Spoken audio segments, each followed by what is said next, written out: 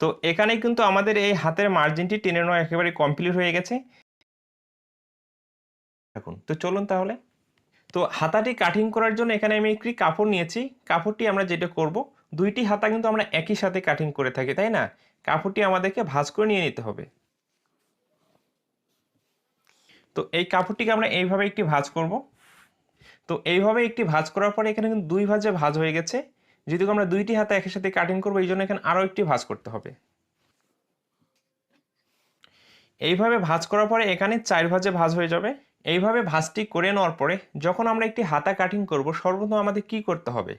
তো এখানে সেলাই মার্জিনে কাপড় রেখে একটি মার্জিন করতে হবে। তো সেলাই মার্জিনের জন্য 1/2 ইঞ্চি কাপড় রেখে এখানে একটি মার্জিন করতে হবে। এইভাবে মার্জিনটি করে নেওয়ার পরে আমাদের হাতের যে লম্বার মাপটি আছে নিয়ে নিতে হবে। তো হাতের লম্বার মাপের অ্যাকুরেট কোনো নিয়ম নেই, আপনি যার জন্য তৈরি করবেন তার যতটুকু লম্বা নেওয়ার প্রয়োজন ততটুকুই আপনাকে নিয়ে নিতে হবে। তো স্বাভাবিকভাবে যদি আমরা একটি 3/4 হাতা তৈরি করে থাকি, 16 ইঞ্চি, 17 ইঞ্চি, 18 ইঞ্চি এর ভিতরে আমাদেরকে নিয়ে নিতে হয়। তো এই হাতাটি এখানে আমি 16 ইঞ্চি লম্বা তৈরি করব।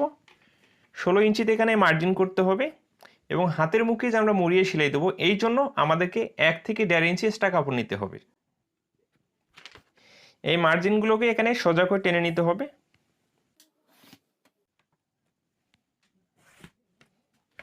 তো হাতের যে লম্বা মাপটি, আপনি শর্ট হাতা তৈরি করুন, যতটুকু লম্বা নেওয়ার প্রয়োজন এইভাবে ফিতা দিয়ে লম্বা মাপটি নিয়ে নিতে হবে। আপনি যদি একেবারে ফুল হাতা তৈরি করেন, তারপর এইভাবে ফিতা দিয়ে আপনার যতটুকু লম্বার মাপ নেওয়ার প্রয়োজন আপনাকে নিয়ে নিতে হবে। এরপরে আমাদেরকে যে কাজটি করতে হবে, হাতের মুখের মাপটি নিতে হবে। আপনি কামিজটি বা এই জামাটি যার জন্য তৈরি করবেন, তার হাতের মুখের মাপটি ফিতা দিয়ে মেপে, না হলে পুরাতন জামা থেকে মেপে নিতে হবে। যে মাপটি আসবে সেই মাপটিকে 2 ভাগ করে এখানে 1 ভাগ আপনাকে নিয়ে নিতে হবে। তো এই জামার হাতের মুখের মাপটি এখানে আমি 11 ইঞ্চি দিব। 11 ইঞ্চিকে 2 ভাগ করলে কত হচ্ছে? 5.5। তো এখানে 5.5 ইঞ্চিতে মার্জিন করব এবং সেলাই মার্জিনের জন্য 1/2 ইঞ্চি থেকে আপনি 1 ইঞ্চি পর্যন্ত এক্সট্রা কাপড় নিতে পারেন। তাহলে এখানে হাতের মুখের মাপটি নেওয়া আমাদের কমপ্লিট হয়ে গেছে, তাই না? তো একটি হাতার কাটিংয়ের ক্ষেত্রে সব থেকে যে বিষয়টি গুরুত্বপূর্ণ হচ্ছে, আমরা হাতার যেখানে রাউন্ড শেপটি করে নেব, এখানে ডাউনটি আমরা কি হিসাবে দেব বা কতটুকু নেব। তো দেখুন, হাতার যে আমরা এখানে ডাউনের যে রাউন্ড শেপটি করে নেব, এই জিনিসটি আমাদের সম্পূর্ণটাই নির্ভর করে আপনি পোশাকটি কত ইঞ্চি লুজ নিচ্ছেন, বডি থেকে পোশাকটি কত ইঞ্চি লুজ নিচ্ছেন। তো বিশেষ করে আপনি দেখবেন যারা গ্রামে বসবাস করে বা যারা গ্রামের মানুষ, তারা যখন একটি জামা তৈরি করে তারা কিন্তু বিশেষ করে একটু লুজ জামা পরে থাকে। যারা শহরে পড়ে অধিকাংশ যেন লুজ পরে, আবার কেউ ফিটিং পরে। তো এখানে এই বিষয়টি আপনাকে মাথায় রেখে এই ডাউনের মাপটি নিতে হবে। এই মাপটি বডির সাথে কোনো সম্পর্ক নেই, জামাটি কতটুকু আপনি লুজ দিচ্ছেন সেই অনুযায়ী আপনাকে এই ডাউনের মাপটি নিতে হবে। যারা অতিরিক্ত ফিটিং পরবে তাদের জন্য এখান থেকে 2.5 ইঞ্চি নিতে হবে, যারা লুজ পরবে জামা তাদের জন্য 3 ইঞ্চি নিতে হবে। তো আমরা তাহলে কি করব? এখানে যে মার্জিনটি করেছি এই মার্জিন থেকে 2.5 ইঞ্চি নিতে হবে। কাদের জন্য? আপনি ব্লাউজ কাটিং করুন, গোলজামা কাটিং করুন, কামিজ কাটিং করুন, ফরক কাটিং করুন। যারা ফিটিং পরতে ভালোবাসে তাদের জন্য 2.5 ইঞ্চি নিতে হবে। যারা লুজ পরতে ভালোবাসে এই মার্জিন থেকে তাদের জন্য 3 ইঞ্চি নিতে হবে। তো এখানে 3.5 ইঞ্চি বা আরও এর থেকে বেশি লেডিস পোশাকের জন্য এটা নেওয়া যাবে না।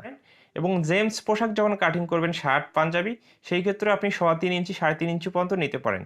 কিন্তু লেডিস পোশাকের ক্ষেত্রে যারা ফিটিং পরবে, আবারও বলে দিচ্ছি, তাদের জন্য 2.5 ইঞ্চি, যারা লুজ পরবে তাদের জন্য 3 ইঞ্চি। এই বিষয়টি আপনাকে মনে রাখতে হবে, ওকে? তো এখানে আমি 3 ইঞ্চিতে মার্জিনটি করে নিচ্ছি। এই মার্জিনটাকে এখানে সোজা করে টেনে নিতে হবে।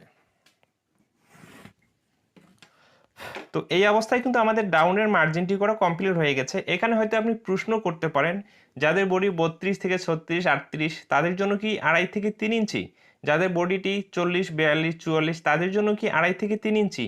হ্যাঁ, সবার জন্যই 2.5 থেকে 3 ইঞ্চি নিতে হবে। যদি অতিরিক্ত লুজ পড়ে তাদের জন্য 3 ইঞ্চি, যারা ফিটিং পড়বে তাদের জন্য 2.5 ইঞ্চি। এই ডাউনের যে মাপের সম্পর্কটা, এই বিষয়টি বারবার বলার কারণ হচ্ছে এখানে আপনারা অনেকজনে ভুল করে ফেলেন। এই ডাউনের যে বিষয়টি বডির সাথে এখানে সম্পর্ক নেই, সম্পর্কটি হচ্ছে পোশাকটি আপনি কতটুকু লুজ নিচ্ছেন এটার সাথেই সম্পর্ক। আশা করি বিষয়টি বুঝতে পেরেছেন। এরপরে যে বিষয়টি, আমরা হাতার আরমোলটি কত ইঞ্চি বডির জন্য কতটুকু নেব। হাতার জন্য রাউন্ড শেপ করতে হবে এবং আরমোল মানে হাতার যে লুজটি, আরমোলের লুজটি আমরা কতটুকু নিব, এটা কত ইঞ্চি বডির জন্য কতটুকু নিতে হবে। তো আপনাকে যদি আমি প্রশ্ন করি, যখন আমরা একটি কামিজ কাটিং করি বা যে কোনো পোশাক কাটিং করি, আগে বডির পার্টটি আমরা কাটিং করি না আগে হাতাটি কাটিং করে থাকি? আমরা কিন্তু আগে বডির পার্টটি কাটিং করি, তাই না? এই জন্য আমরা কি করব, অবশ্যই এখানে যদি বডির আর্মহোলটি আমরা আগে কাটিং করি, বডির আর্মহোল অনুযায়ী আমাদের হাতার আর্মহোলটি কাটিং করতে হবে। তো এখানে আমি একটি কামিজ কাটিং করেছি, এই কামিজের বডির পার্টটি দিয়ে আপনাদেরকে আমি এক্সাম্পল দেব। তো বিষয়টি হচ্ছে, দেখুন এই বডির পার্টটি কিন্তু আমরা আগে কাটিং করেছি, তাই না? যখন আমরা সেলাই করব, এই বডির আর্মহোলের সাথে যেন হাতার আর্মহোলটি অ্যাকুরেট করে মিলে ছোট বড় জানানো হয়, তাহলে আমরা কি নিয়মে কাটিং করলে এই ছোট বড়টা হবে না। এখানে আমি খুব সহজ একটি নিয়ম শিখিয়ে দিচ্ছি। আপনি বডি অনুযায়ী হাতার আর্মহোলটি যতটুকু কাটিং করার প্রয়োজন ততটুকুই কাটিং করবেন। আমার চ্যানেলে যে কামিজ কাটিংয়ের ভিডিওগুলো আমি দিয়ে থাকি, প্রতিটি কামিজ কাটিংয়ের বডি অনুযায়ী কত ইঞ্চি বডির জন্য আর্মহোলে আপনি কত ইঞ্চি নিতে হবে, আমার কিন্তু প্রতিটি কামিজ কাটিংয়ের ভিডিওতে আমি শিখিয়ে থাকি বা বুঝিয়ে থাকি। সেই অনুযায়ী যদি আপনি কামিজটি কাটিং করেন আর আর্মহোলে মাপ অনুযায়ী হাতা কাটিং করেন, আশা করি আপনার সেই হাতা বা বডির আর্মহোলে কিঞ্চিত পরিমাণ সমস্যা হবে না। তো এখন আমরা দেখব বডির আর্মহোল অনুযায়ী হাতার আর্মহোলটি আমরা কী নিয়মে কাটিং করব। তো এখানে যে আমরা শোল্ডারে সেলাই মার্জিন দিয়েছি, তাই না? এই সেলাই মার্জিনে ফিতাটি রাখবো এইভাবে রেখে, দেখুন এখানে যে বডির মাপ নিয়েছি, এখান থেকে কিন্তু বডির সেলাইটি যাবে, তাই না? তো এখান থেকে আমরা দেখুন এইভাবে ঘুরিয়ে ঘুরিয়ে ফিতাটি মেপে দেখব বডির আর্মহোলটি এখানে কত ইঞ্চি আছে। তো এইভাবে মেপে আপনার যত ইঞ্চি আসবে সেটাকে আমরা কি করব, এই ফিতাটিকে এইভাবে রাখবো, রেখে এখানে তত ইঞ্চিতে মার্জিন করতে হবে এবং সেলাই মার্জিনের জন্য এক্সট্রা কাপড় নিতে হবে। তো এখানে কিন্তু পর্যাপ্ত পরিমাণ আমার সেলাই মার্জিনে কাপড় নেই, তো এখানে হয়তো 2 সুত বা হাফ ইঞ্চির মতো আছে, এতটুকুই এনাফ। যেহেতু আমরা অ্যাকুরেট নিয়মে কাটিং করতেছি, সেলাই করার সময় এখানে কখনো ছোট বড় হবে না। কাটিং করার পরে আমি মিলিয়ে দেখিয়ে দিচ্ছি।